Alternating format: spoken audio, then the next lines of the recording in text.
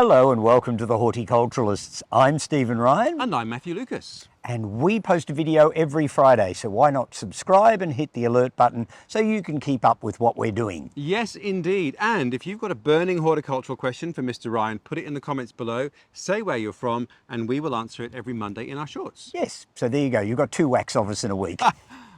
And of course, if you're keen on horticulture and you happen to live anywhere in Australia, but particularly Victoria, why don't you join the Royal Horticultural Society of Victoria? They have a fabulous journal, they have all sorts of events going on throughout the year, and you'll meet lots of like-minded gardeners. Very tricky patron. Oh yeah, well, what can I say? Well, Stephen, we're on a very beautiful, leafy, sunlit lane. Where are we? Oh yes, well, we're in an estate called Bickleigh Vale that was created by Edna Walling back in the 1920s. So we're going to have a look at what she created. Quite an amazing woman, an amazing character, and this is an incredible achievement. Yes, well, I'd like to buy in. So would I. It's so blissful. Well, let's wander up and just have a further chat about what her idea was here. All right.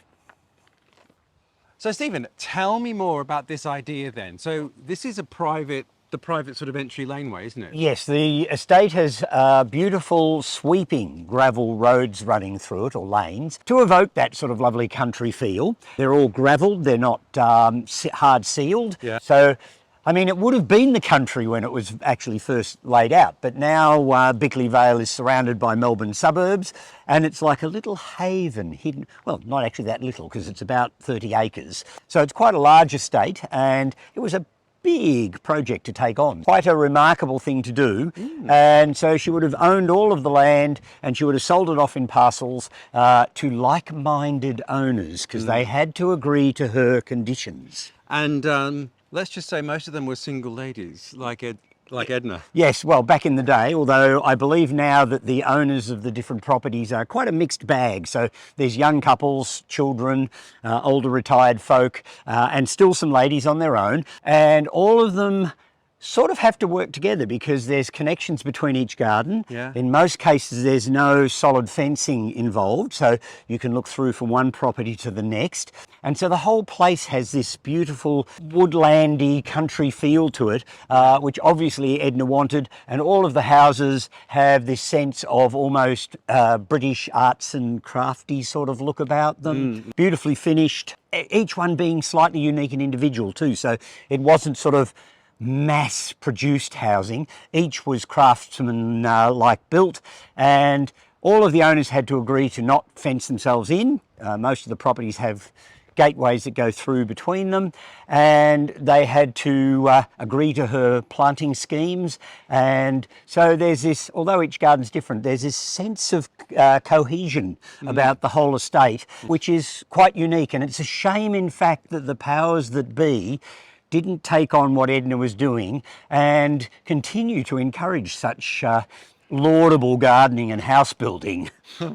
Now, as we're walking, it's so beautiful. This is a mix of pine and eucalypt, and there's wafts of fragrance coming from all the various gardens. So all the houses lead off this central laneway. Yes. And then they're all interconnected. And there's no straight lines anywhere. Everything is really amorphous and gentle, and must be a nightmare for large truck drivers to get in and out of here.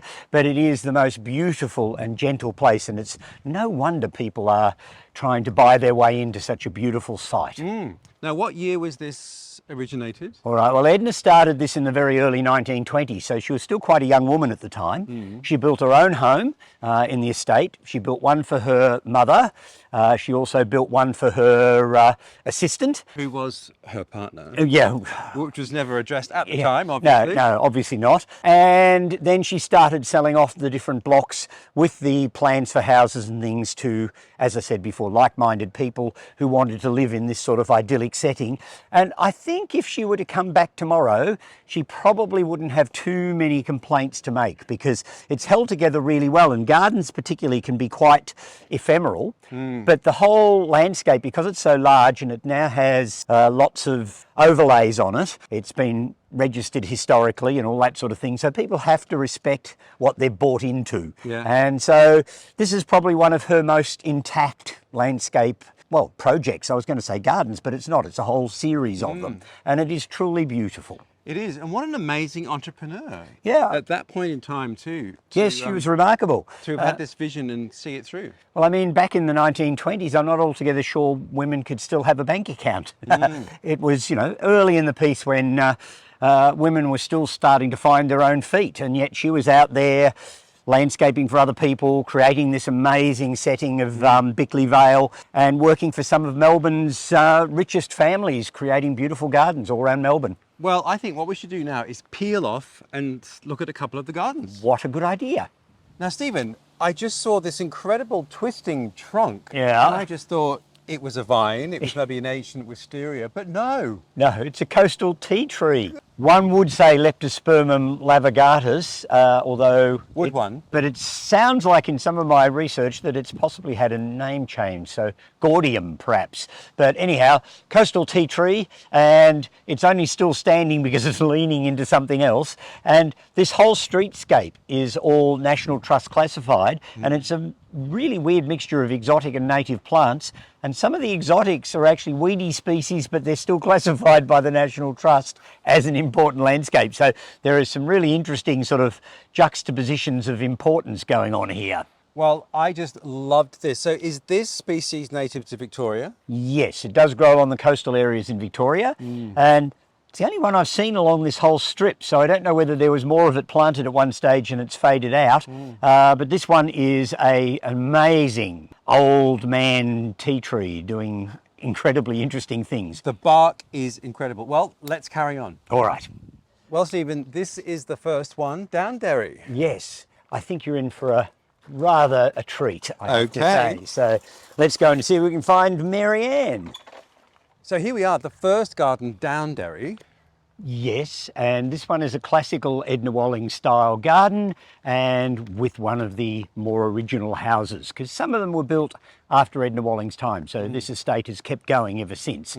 It's a charming property. Most of the houses are on at least an acre of ground, so they're quite largish gardens, so they're quite a commitment to take on, but because they're lovely and mature, it's more a matter of refining and managing than having to do lots of major plantings and things. And I think we can see all the houses really settle into the landscape, Yeah. so that you can't really see them from one to the other.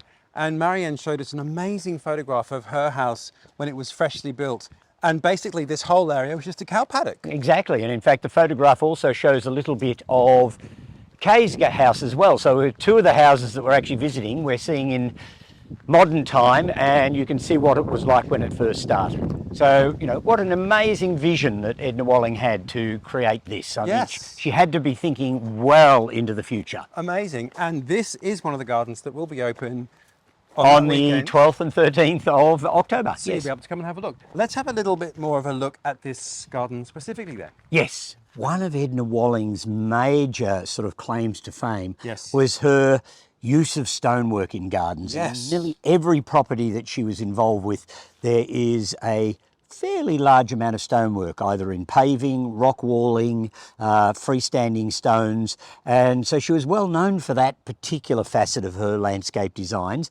And her almost as famous offsider, who started out as her stonemason, was a guy by the name of Alice Stones.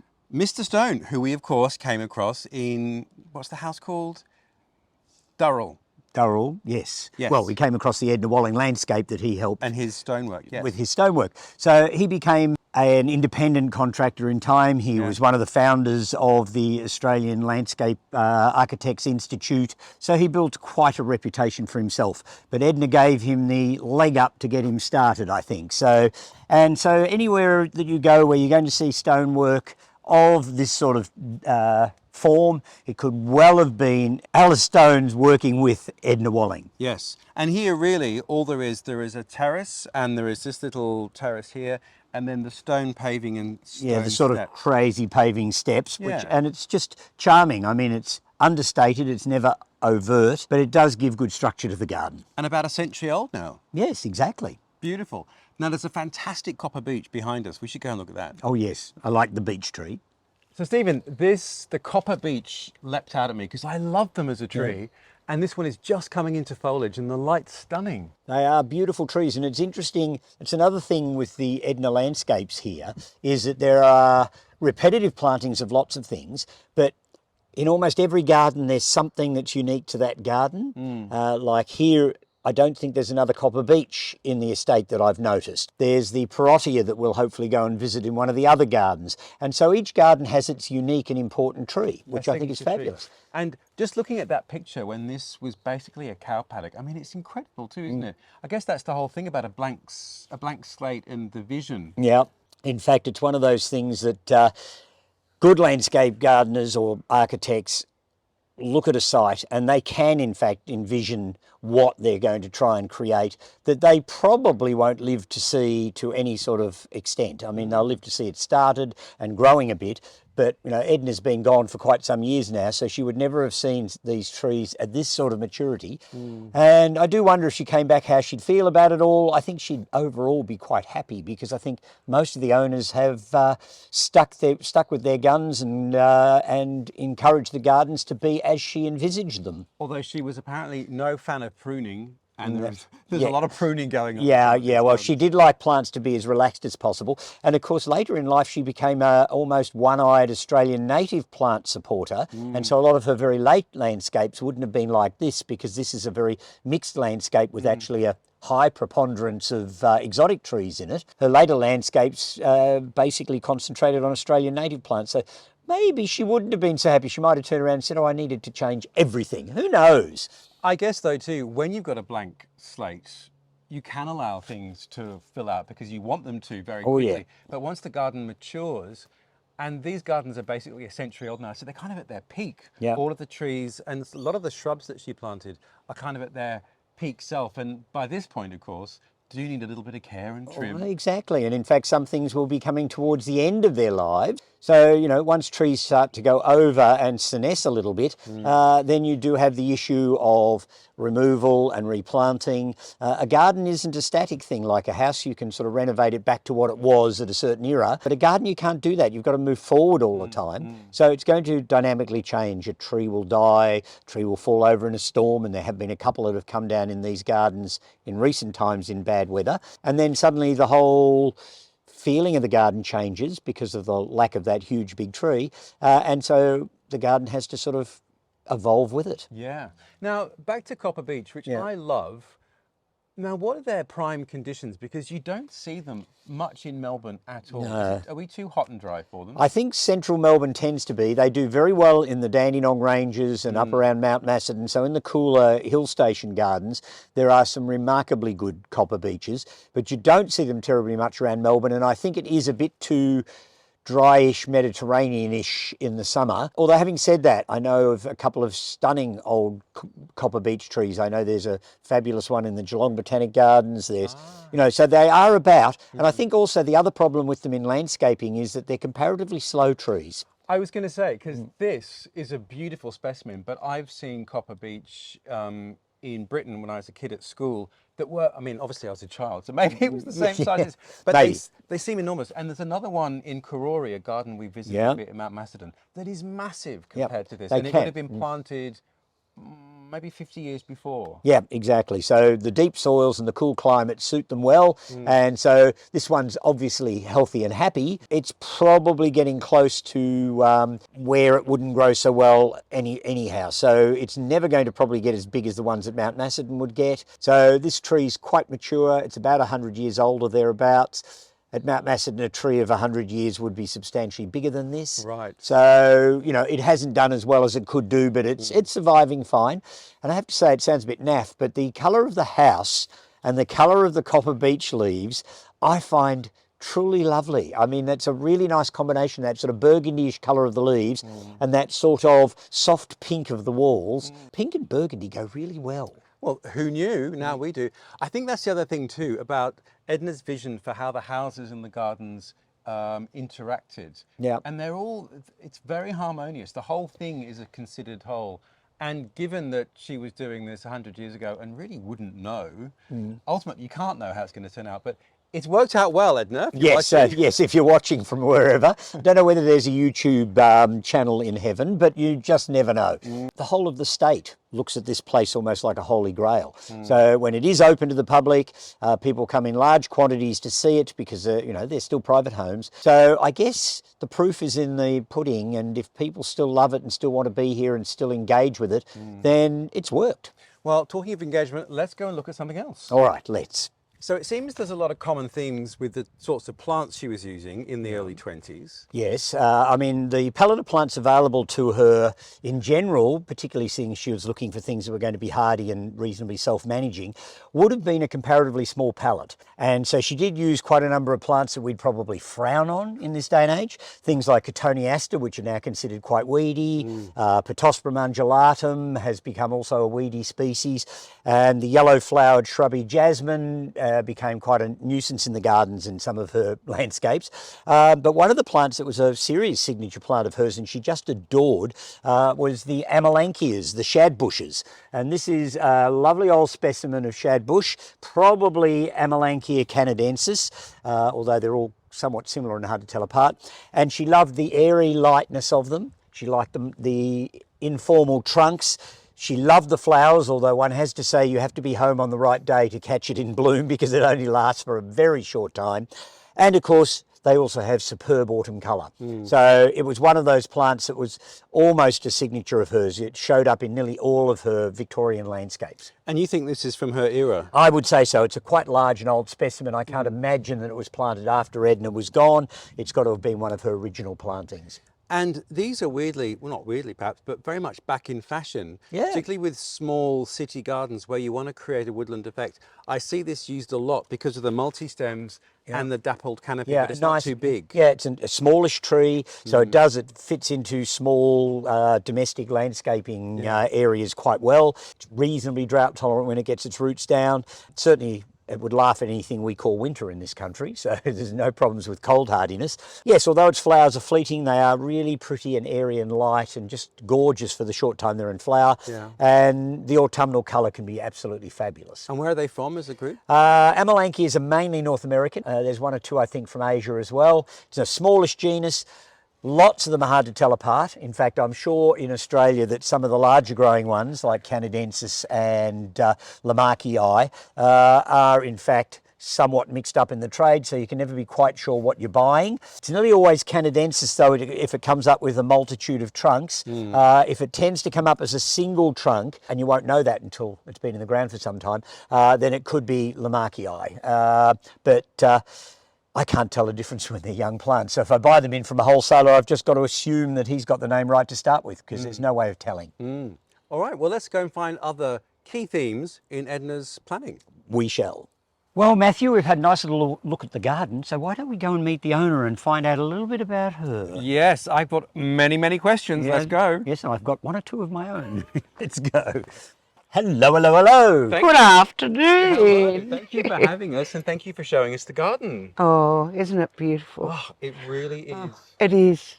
But also the house, I mean, we talked about this, but the house, the location, the way Yes. it sits in the landscape. Lucky you! I know I am exceptionally lucky. Now, it does raise lots of questions, though. Yes. When did you become lucky? 30 years ago. So you've been here for 30 years 30 now. years. I'm one of the elder Stateswomen? stateswomen, the living legends. Now, the question then comes up, you found this place 30 years ago. Were you looking to get into Bickleigh Vale or did it just sort of happen or? Well, yes, I always wanted to live in Bickleigh Vale. Uh-huh. However, properties hardly ever came on the market. Yeah. Do or die, I thought I might get to live in Bickleigh Vale. My grandpa adored Edna Walling's work. And he even had one of her books. He used to do stonewalling and he had a beautiful garden, so did Mum. So we moved heaven and earth. And at the time there were three houses for sale. The barn, Yeah. on that side was missed over. No. I wanted a garden. garden. And so this was the one that you settled on? This was the one that we settled on, and it's been a joy. Since then, an absolute joy.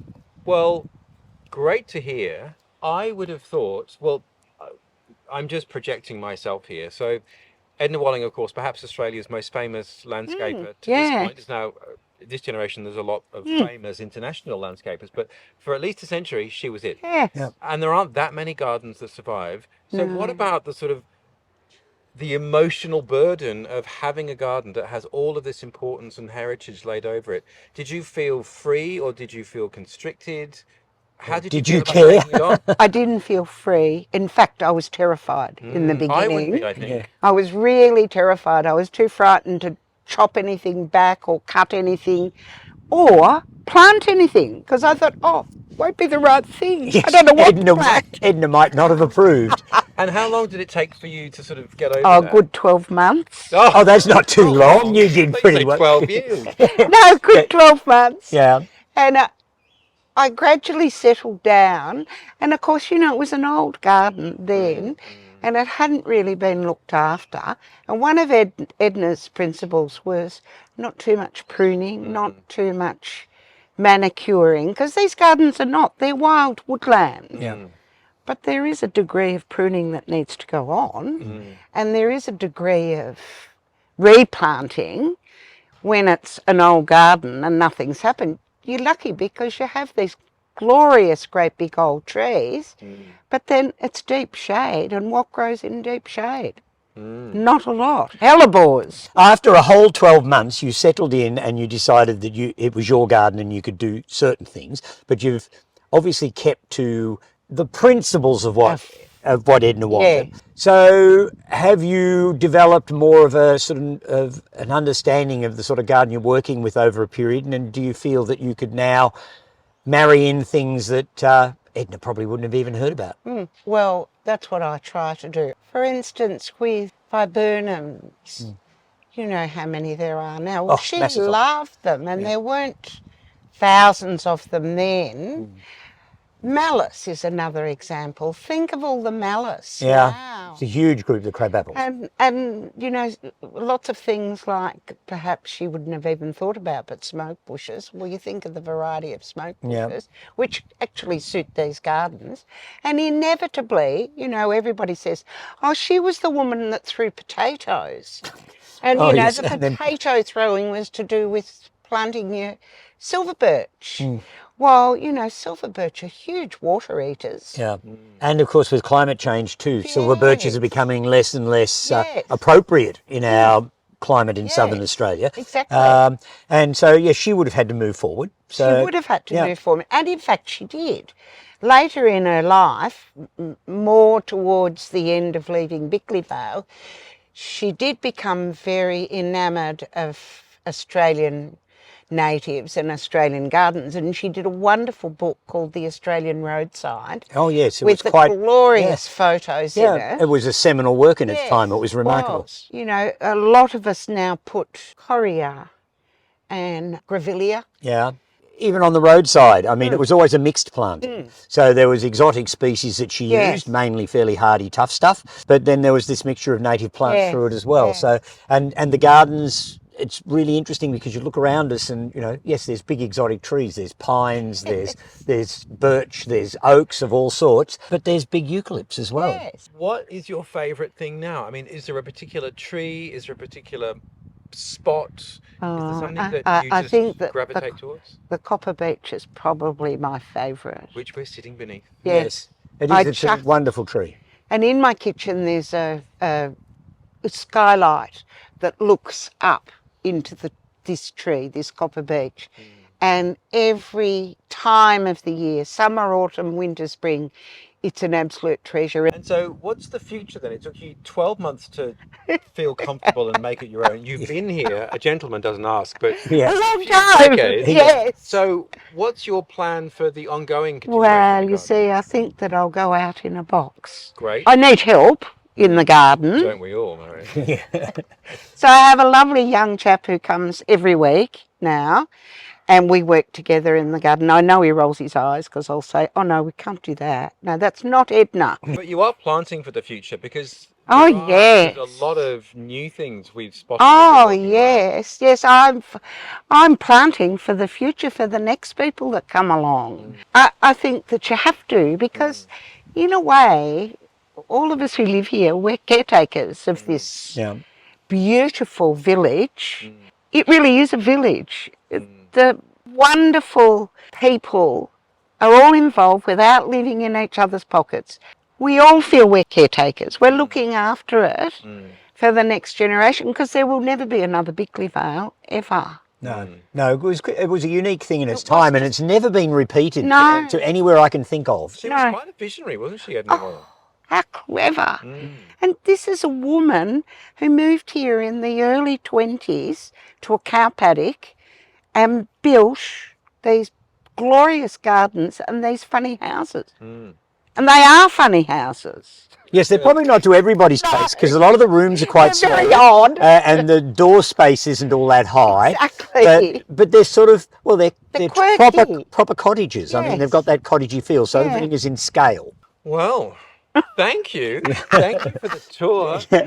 Well, I'm glad you enjoyed it. Thank you. You for must letting us come wander. back. Oh, well, it's heavenly. Marianne, it's been great fun, and it's lovely to get your insight into this Living amazing in place. Bickleigh Vale. Yeah. So we are now going to walk through one of Edna's gates Gates. to your neighbours. How wonderful. I Well, think lunch thank is you. waiting, actually. Yeah, yes. Oh, well, off you go and enjoy your lunch. We In will. fact, I've been invited. Maybe, yeah. maybe I'll follow. I just have to find my fat dog. Yeah. All right, Matthew. I mentioned before that Edna seemed to use the same plant again and again, but in all of these Bickleigh Vale gardens, there seems to be at least one or two signature plants per garden. Yes. That you don't see in all the other gardens. So it does give each garden a sense of difference. So in this particular garden, Devon Cottage, the Partia has got to be the plant of the moment. Yes. Partia persica, it comes from Azerbaijan into northern Iran, so it's very Exotic exotic. locale. Yes, exactly. And it rarely makes a single trunk tree. It nearly always comes up with multiple crowns. You've got this beautiful marbled bark,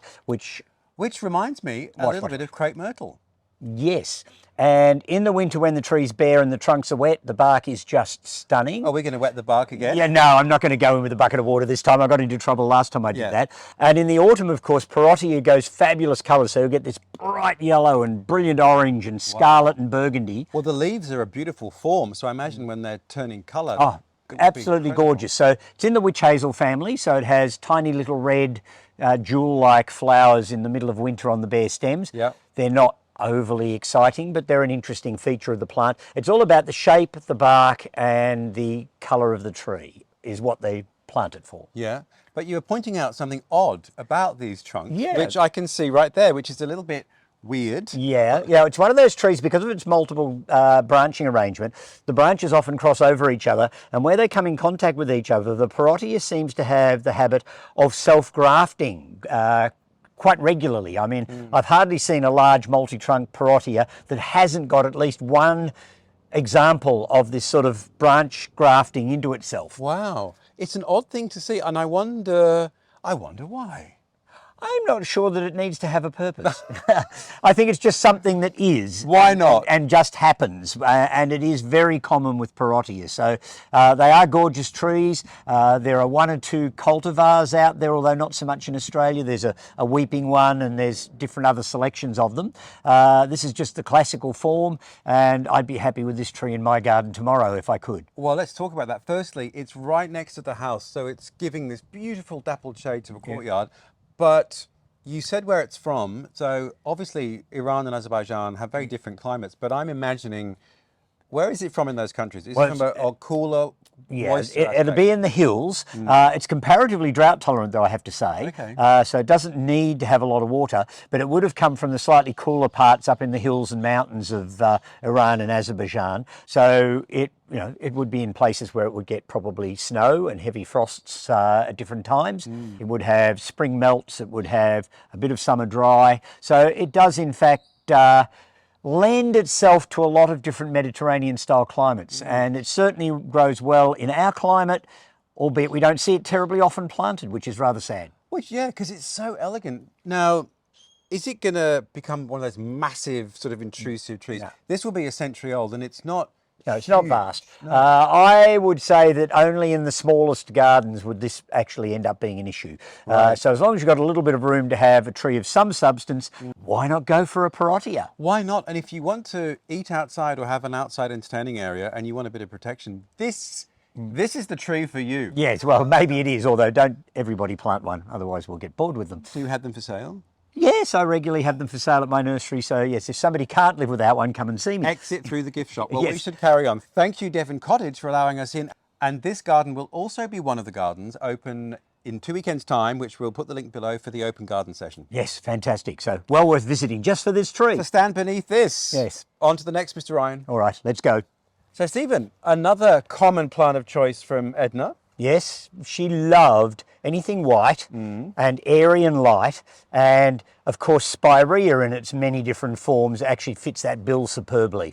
So this is one of the double flowered forms of Spirea, probably Cantoniensis floriplena, and it's just going over now, it's just passing its best, but you can see this sort of foaming mass of white. They are stunning. Now, where are they from? Well, the Spireas in general are Asian, and there are any number of species, and they virtually always fall into either pink or white flowered. They're mainly deciduous or semi-deciduous. Some of them hold their foliage quite well in the winter. This one will. They're pretty tough. They'll cope with sun, they'll cope with shade. They're not particularly worried about dry conditions once their roots are down and established, and they'll cope with any amount of winter cold that we can throw at them. Interesting, because I always just assumed it was quite delicate, but no, it's a tougher thing. Oh yes, Spirea is very tough. I think there's a few even tougher plants, but not many. Wow, well, there you go. Well done, Edna. Good choice. Yeah, it was a good choice, and it's still growing in the gardens 100 years later, and Marianne tells me she's still planting them as well, so there you go. So this is the third of our garden, Yep. Linton Lee, which again is going to be open in the open garden Yep, scheme. it certainly is. So you can come and wander around this garden as well. Yes, you can indeed. And this is the garden that I actually had my first sort of entree into the Bickleigh Vale estate. And the world of Edna Walling. And the world of, well, not necessarily the world of Edna Walling, because I knew about her at Mount Macedon as well, but with Bickleigh Vale, because Kay, who bought the house, came to see me at my nursery one day. We had a little chat, and she said, well, look, I need to do lots in this garden. It's been let go for quite some time, and things like the jasmine and lots of the other things had gone a bit feral. So she actually asked me to come down and do a consult with her in the garden, which I did. And we talked about not quite clear felling, but clearing out lots of the weedy species, particularly up near the front fence, because there were huge old Cotoneasters and all sorts of other stuff that had gone completely feral.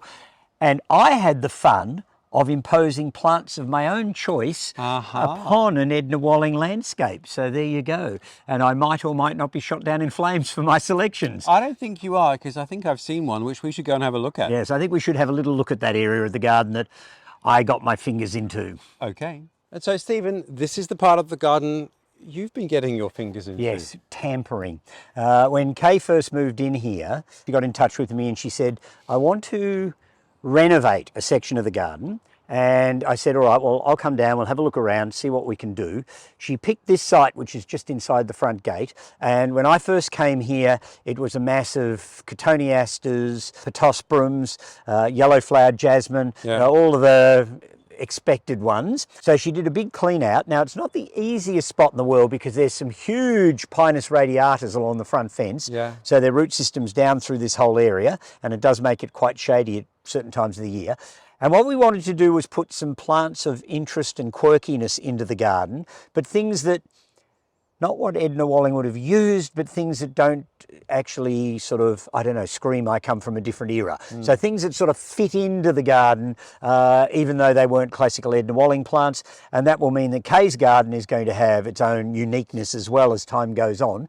It's only 3 or 4 years old, I guess, since she removed most of the weedy species. And already things like the devil hand tree just behind us there, the Dendron pentadactylon, is taking off like a shot. I mean, it's amazing. And we saw one in bloom probably this time last year. Yes, at Ruth and Barry Murphy's garden, Rosebery Hill. I'll drop in the photograph because the flower is extraordinary. Yeah, and its big leaves are really interesting. It's going to be a fascinating tree when it gets going. And there's a few of my other favourite sort of plants growing in the garden here. We've got the giant Triangelica from Madeira. We've used that as well. So Dorcas decipiens, as it's now known. I did plant a couple of Amelanchias to nod to Edna, so I wasn't completely ignoring her. And then we've tried to get a fair few small growing shrubs and ground covery plants that will in fact cope with these comparatively difficult conditions. So it's still got a year or two to go before it's going to start really showing its stuff, but it's already sort of filling out a little bit, and it probably needs a bit of time spent on some more planting. I think we got the basics in place, but we could do with a lot more sort of finalised planting in it. But yes, there's some really interesting plants here that would have had Edna scratching her head, I reckon. Including a clethra. We just made a clethra epic. Yeah, there's a clethra in there as well. So there's quite a number of plants that I see as quite good garden plants, but are not commonly planted because Kay wanted her garden to have something interesting in it. Well, it certainly does. And we must thank Kay as well, because Kay has been feeding and watering us all day. So yes, she has. Thank you, Kay, for the tea and buns and the fabulous lunch. Yes, and thank you to Marianne and to Barbara as well for allowing us access to their gardens that are going to be open through the open weekend with Open Gardens Victoria. You need to come along. Yes. Well, Matthew, we've spoken about the stonework of Edna Walling, and in this particular house, the pillars of the pergola are beautifully stone built, and of course a wonderful support for the lovely mauve wisteria that's in flower at the moment. Yes. So how lucky are we to be in the garden with the wisteria in full flight? And the fragrance is stunning. Oh, yep. So there was a lot of sort of outdoor areas in her planning, which I think for the 20s in Australia wasn't that common. No, they hadn't really invented the barbecue afternoon. Or the indoor-outdoor living, which everyone wants. But I think it must have been quite groundbreaking. But I suppose, given her British heritage, it is quite an English thing to have a terrace or an arbour like this next to a house, whereas not so common in Australia at that point. There were verandas. Oh yes, big verandas to keep the heat off the house and so forth, and for places to sit. But yeah, I think this is a charming example of Edna Walling stonework, with the rough timbers on the top as the tops of the pergola, and this wonderful old wisteria that's probably been here for 100 years. It's beautiful, very, very picturesque. Well, there's something else that I'm really fascinated by right next to us in the terrace. So let's go with that. Let's go. Stephen, I am entranced by this terrace. So first of all, you've got Edna Walling crazy paving. Yes. But what has naturalised in it? Well, I'm not sure whether Edna did this on purpose or whether nature's taken its own steps here, but this whole terrace area is now a mass of mixed colours of beautiful babianas. I assume they're all forms of Babiana angustifolia, and there's some that are in sort of strong magentas, some that are in purpley blues. They're a really mixed bag of different varieties, and they've all found their way into the cracks between the paving. It is so beautiful. And do you think these are all, so they're cross-pollinating, this is why we have this variety of colour, so these are all self-sown? They're all self-sown plants. You can see there's differences in heights, there's differences in colours. So there's obviously some cross-pollinating going on here, and this whole area has become a wonderland of beautiful little South African bulbs. It's so pretty. Now, I thought that these were a full sun lover, but throughout this garden, they're in like relative amounts of shade. Yeah. This terrace does get sun, but not all day. No, it wouldn't get sun all day. Although having said that, earlier in the season when the babianas first come up, during the winter months, most of the trees around here are deciduous, so there'd actually be more winter light in here than there would be light later in the season. Right. And of course, once the babianas have grown, flowered and done their thing, doesn't really matter if it gets shady after that, because they'll die down and be dormant until the next winter. True. I'm just entranced by them. They're so gorgeous. I've never seen so many. Now, they look a bit freesia-like, but can you pick them? Do they last? To be honest, I haven't tried picking babianas, but I don't see any reason why they wouldn't pick equally as well as the average freesia. I've certainly picked Sparaxis and some of the other South African bulbs, and they seem to last quite nicely in a vase for a few days. So you probably could pick the babianas if you felt you wanted to. So that's the point. These are South African. Yeah. And there's a few other South African bulbs that have naturalised in this garden. So we should have a look, because they are equally as beautiful.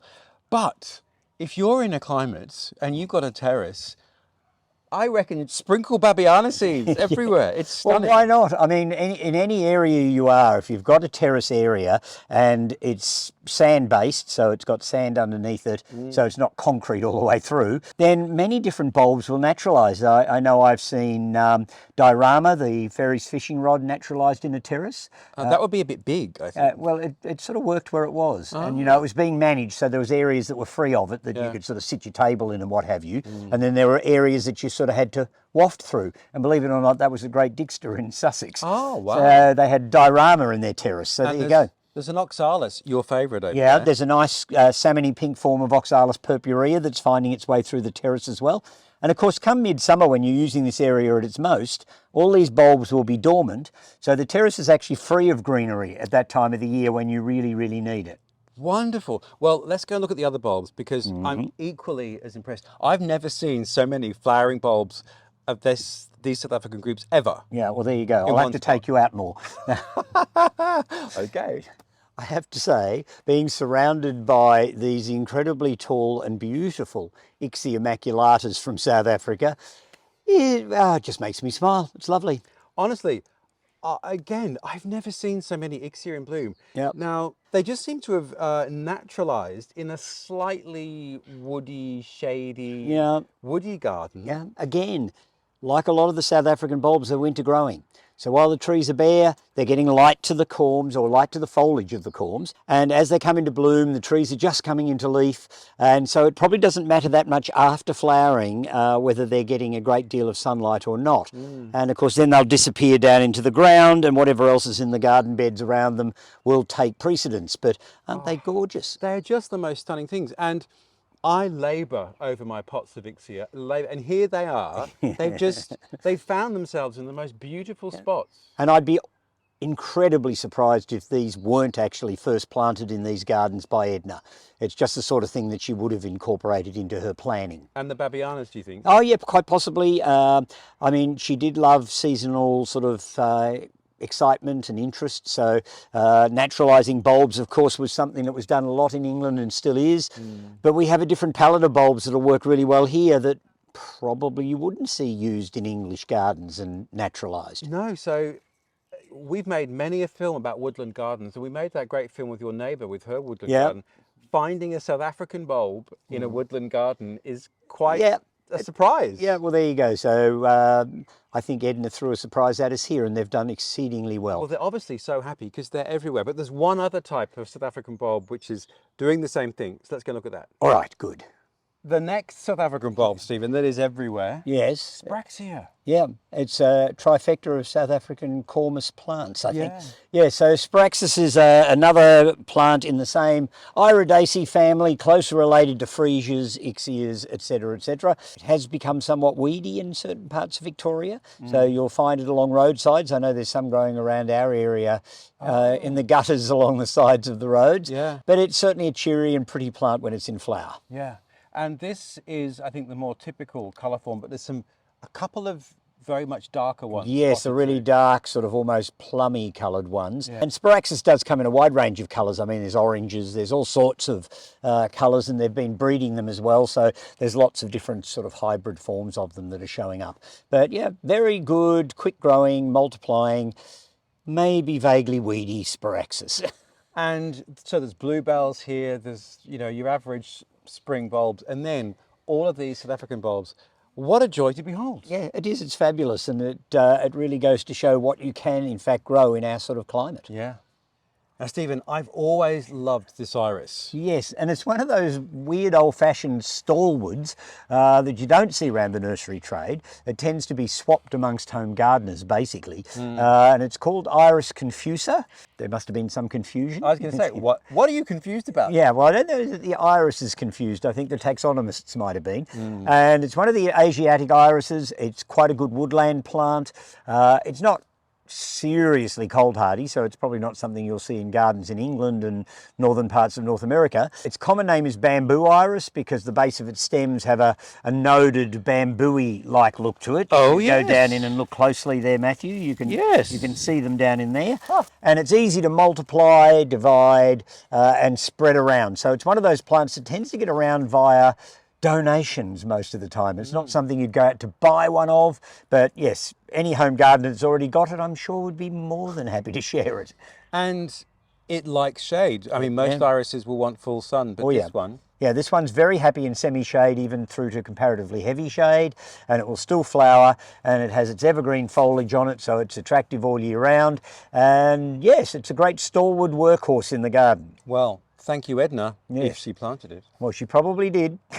Now, Stephen, we were just having lunch right next to this, and I just assumed it was a Philadelphus. Yeah. You casually told me, oh no. Oh no, it's a rubus. So that means it's basically a raspberry blackberry relative. And look at the size of that flower. Yeah, it is. It's remarkable. It is incredible. Yeah, and it is one of those plants that is rarely available here in Australia, but it's a very popular garden plant in England. Yeah. It's sterile, so it can't self-seed itself all over the forest. What's the name? It's Rubus Benenden, and it's named after the garden it was discovered in, Benenden Garden. It's a deciduous shrub, 3 metres, easily as wide, so it gets these long arching canes that come right out.